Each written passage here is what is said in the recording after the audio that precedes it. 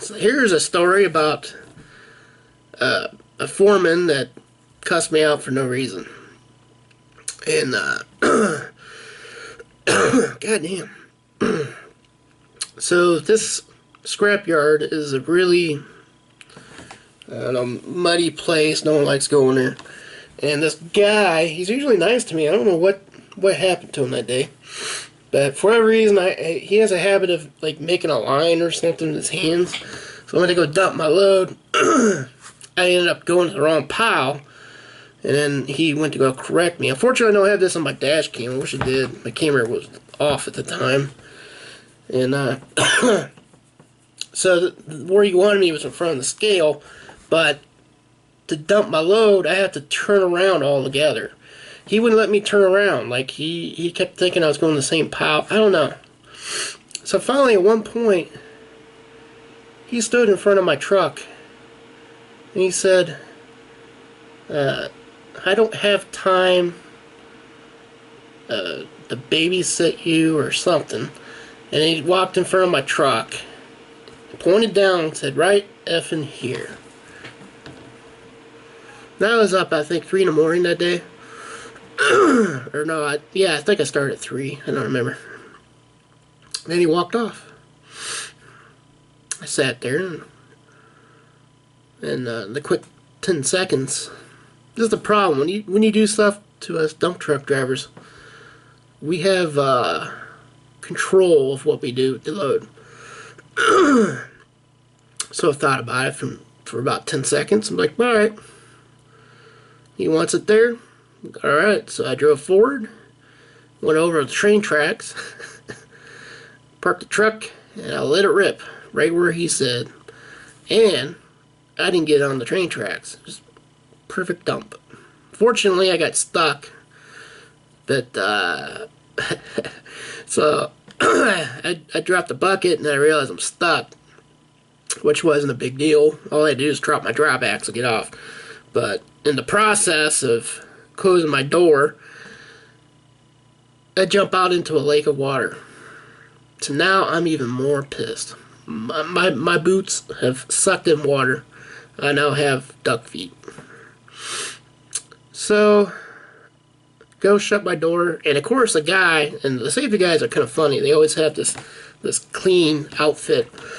He asked me my name, and I told him exactly my name.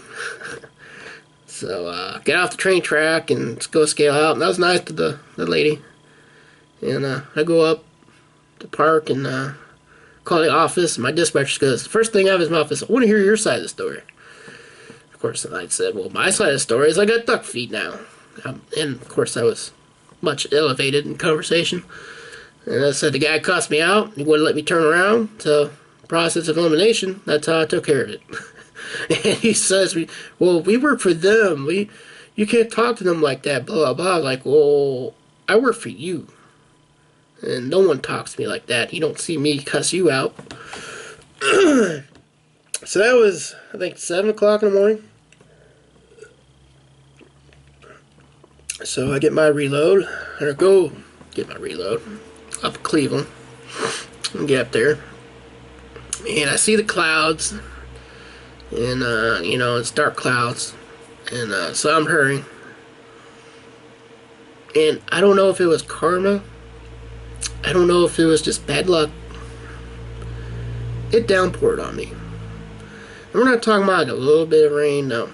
We're talking about my underwear is soaked. Everything is soaked. I have no change of clothes. So I had to go in my truck and strip off my shirt, put on my dash.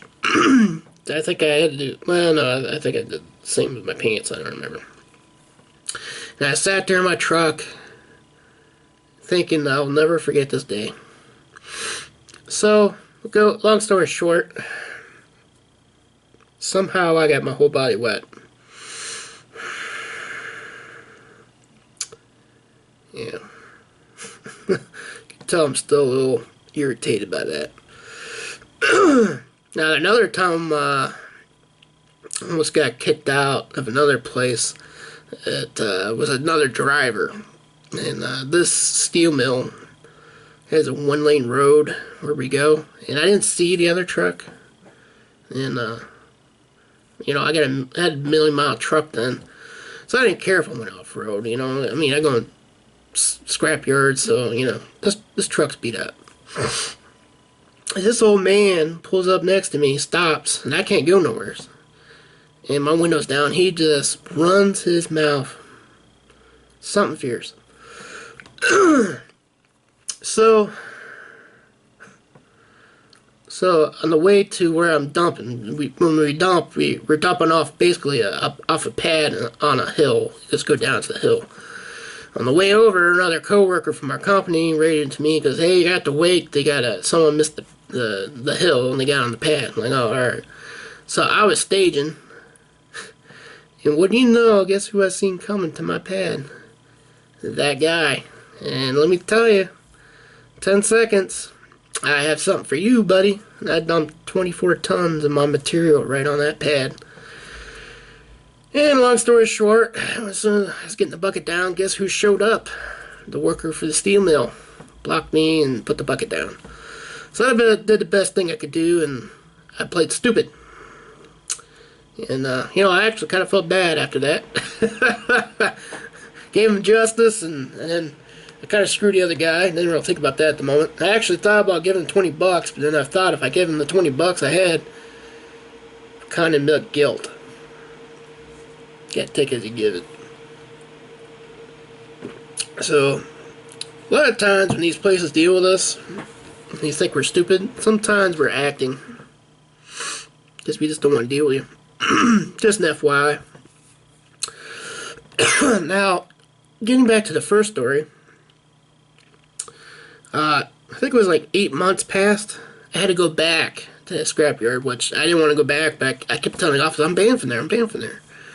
And they banned you for like 6 months or something like that. I go there, and I'm in the scale office, and that guy tries to pick a fight with me in the office. He goes, "We gonna have a problem today?" I'm like, "Cast me out, see what happens again." And wouldn't you believe, I went several times after that for a few months, and he was my best buddy after that. I don't get it. I really don't get it. I had to be a dick, and now all of a sudden he's my best buddy. We're talking like health stuff and all kinds of stuff. I don't get it. I really don't get it.